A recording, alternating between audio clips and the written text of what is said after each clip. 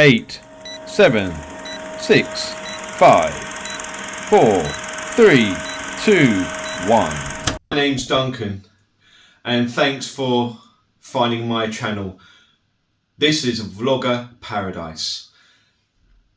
In my last video, I spoke about what I was going to take with me to the Philippines, but me being me, I forgot one vital thing, and I'm kind of kicking myself now. I mean, I don't know how I forgot about it, but anyway, more on that in a minute. So some of the things that I will be taking with me to the Philippines. Now, I've tried to keep this minimal because I don't particularly want to take everything that you would have, you know, in your bathroom, because that's just crazy. So it's just the bare, I would say it's the bare essentials. It's the essentials that you probably will need. So I went out shopping and I bought some deodorant. Now on here it's less than 100 ml. So of course, if you want to take it on the plane, your liquids need to be less than 100 ml. So just bear that in mind. So I've got some deodorant, toothbrush, really important. And with the toothbrush comes your toothpaste. So I bought some of this toothpaste. So that's that. Face wash. Got some face wash. So this is quite new. I've never used this before, so I have no idea what it's going to do to my face. Hopefully it's okay. If you go out hiking and you have a fall or something, probably something that you probably do need is bandages. Always take those, because if you do cut your finger or you do fall over or something like that, really important. So take those with you. Some more deodorant and more. Well, I bought 3 because I wasn't quite sure what one's going to smell the best, and more on the smell in a minute, because this is something I should have thought about, but I totally forgot. Now I found this in the shop, and it says 3-minute miracle moisturizer. Now I'm not sure what they mean by 3-minute miracle moisturizer. I think it's going to be a miracle if anything happens. But I'm sure. Yeah, it just says 3-minute miracle moisturizer, and then this is 75 ml, and it just goes into detail. But anyway, so I'm going to try that and see what happens there. Now, when you're in the Philippines, as you know, it's going to be really hot. So I just bought myself some sun cream. And now this one is the SPF on this. So this is very high protection. The SPF on this is 50 plus. So I've got quite fair skin, and I know that if I'm in the sun for more than 5 minutes, I'm going to look like a lobster, and I don't want to look like a lobster. So I brought this to apply before I land in the Philippines. And of course, this is not going to last very long. But what I will do is get some. I'll buy some out there for me. But we'll see how we go with that. So this is the bag that I'm going to take. Now, this bag is quite handy because it's got side pockets. Oh, talking about side pockets and earbuds. Yeah, don't forget your earbuds. Now, I've got the wrong earbuds. Now, these earbuds are for makeup, apparently. I mean, you can still use them, but I got the wrong ones. Anyway, go back to the bag that I've got, that everything's going to fit in. So it's pretty cool. So this bag has side pockets. So it's got a pocket there, and it's got a pocket here, but also a netting here. And of course, it's padded inside. So that's pretty good. And it's reasonably small, and it has a handle, so I can carry my stuff. Now that will go into my hand luggage. Now, what did I forget? Probably one of the most important things to take if you're going to a hot country. And the crazy thing about it is that I went out yesterday to do some shopping, and I went into Boots, I went into Sainsbury's, Lidl, etc., etc. And I still forgot. And then when I got back home, it wasn't on my mind. I was thinking, right, I'm going to make another video, this video that I'm making now. And I thought, okay, yep, I've got everything ready. I got all my sort of essentials that I need. Now, of course, your essentials may be completely different to what I've got. Nail clippers. I do have nail clippers, so I'll be taking nail clippers with me. So, yeah. And maybe a nail file. But there's one thing that I'm just like, it's just crazy. Why did I forget? It's not a problem, because I can go and buy this here in the UK, or buy it in the Philippines. Now, in the Philippines, it's probably going to be maybe more potent. Maybe. Now, that's just an assumption. Now, I may have that completely wrong.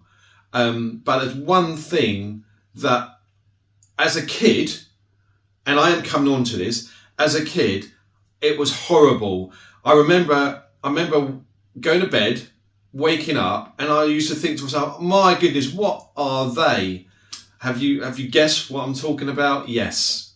I think you probably know what I'm talking about.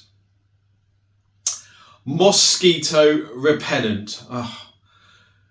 When you was young, did you when you was a kid and we had hot summers in the UK, and you used to wake up and you just have these like big red lumps on your skin, and then you used to itch them, and then you tried to stop yourself from itching them, and then you was itching them more, and it's like, oh my goodness.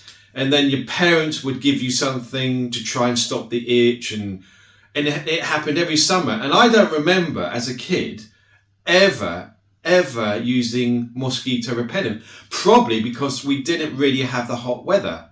Now, of course, if you live by a lake or you live by a stream, and we did have, the occasional really hot summer, then you're more likely to get bitten or eaten by a mosquito, a female mosquito. Because as you probably know, the mosquitoes, it's the females that bite and suck your blood, not the male, so I'm told.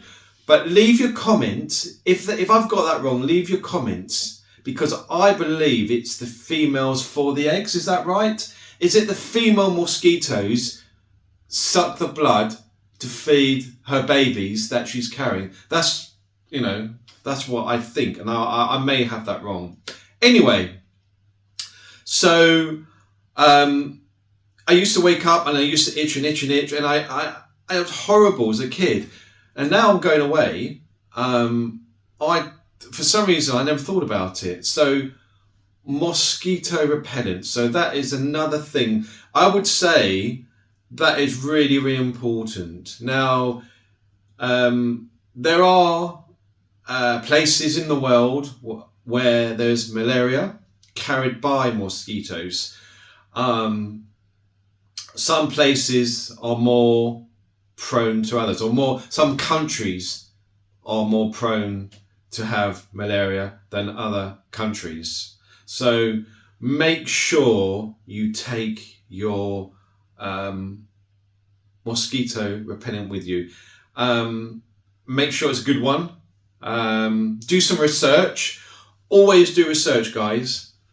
Now, it's like anything, isn't there? You know, one size doesn't fit all, does it? So make sure you do some research on the repellent that you're going to use, because there's no point buying a repellent and it doesn't work. You know, I've used things and it didn't work. So just make sure that you use, as I say, do your research, have a look, find what the ingredients are, and then buy it. I mean, you don't have to go into great detail into find this information, because all mosquito repellents should be the same, but they're not. Okay. So those are the things that I'm going to take with me. With regards to what clothing I'm going to take, well, I've thought about this. Now, I'm not going to take loads of stuff. So it's just going to be t-shirts, shorts, underwear, something to wear on my feet. Probably take my sunglasses, because the sun is going to be very strong out there. It's going to be very, very bright. So sunglasses, so some good sunglasses, and something to protect, like a hat, something to protect your head or something, because the worst thing, you do not want to get sunburned. The worst thing that can ever happen to you is to get sunburned. So those are the main things that I'm going to take. So it's going to be very light, and of course, my mobile phone, my laptop, so I can do my editing as well. That is a must. And your cables, your USB cables, and plugs. Now, with regards to the adapters, you can either get them here in the UK or get them in the Philippines. Now, I know that I think here in the UK it's 240 volts, and in the Philippines it's 220 volts. But I don't think there's an issue with that. Again, please make a comment if I've got that wrong. But I believe that when you buy an adapter, it should be fine for the country you are visiting. So just bear that in mind. Well, it's been really wet and rainy here in the UK, and cold. It's been 5 degrees, and it's not nice at all. And it's something I can't wait to leave a cold country. Now, don't get me wrong. You know, England is a great place with some great people, but a lot has changed. A lot has changed in the last, I would say, 4 months. In the UK, and it's not as good as it has been, and it's something that I think many people are feeling. Many people are looking to do something a bit unique, a little bit different. May that be traveling, visiting other countries, or just having a break from the UK. I'm looking forward to you guys, wherever you are in the world, coming on this journey with me, because it's you that is going to make it worthwhile. And I'm going into the unknown, not sure what to expect, not sure what's going to happen, but I'm excited, I'm anxious, but I'm like positive. I'm positive, and I think that's a good thing. I think in life, you know, if you've got to do something, you've got to do something. You only have one life, so you got to make the most of what you've got. And That is so important, so important. And I'm at an age where life gets more important as you get older. And what I've learned, age does not matter. It doesn't matter if you are a young person, a middle-aged person, or an elderly person, and you start up a YouTube channel to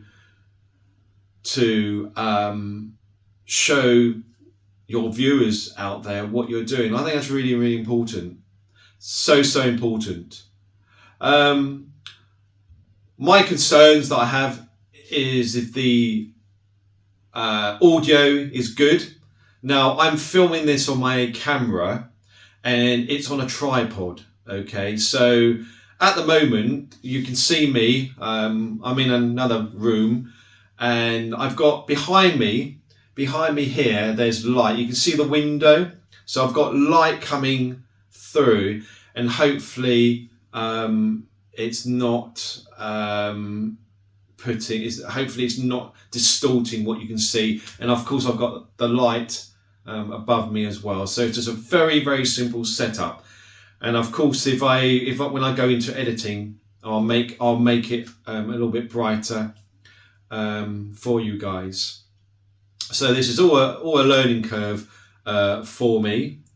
And I just want to say, if you found this channel,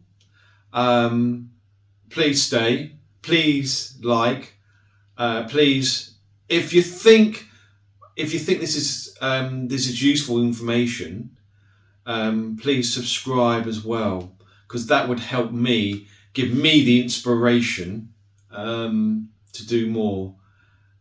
But probably more importantly, to take you guys with me to share my journey from when I leave the UK to the Philippines. So that's the bag. I'm going to put it all back in. I'll do that a bit later. And then it'll just be a question of the e-ticket card. Yeah, the e-ticket card, or no, it's not the e-ticket, it's the e-travel, isn't it? That's got to be filled in 3 days before you leave. So that's the next thing that I've got to do. So in the next video, we will be doing that. So we'll go to the website, we'll have a look, and we'll see exactly if you're coming from the UK to the Philippines, this is what you've got to do. Now, every country will have their own different rules. So if in one country you may need a visa to travel to the Philippines. Now, I know that in the UK, unless you're staying more than 30 days, you don't need a visa. If you go to the Philippines from the UK, and you're in the UK and you're in the Philippines more than 30 days, or it'll be your 30th day, you need a visa to extend your stay in the Philippines if you're coming from the UK. If you're coming from another country, you may need a visa before you arrive in the Philippines. So you need to check that out. So I think I'm going to sneeze. Excuse me.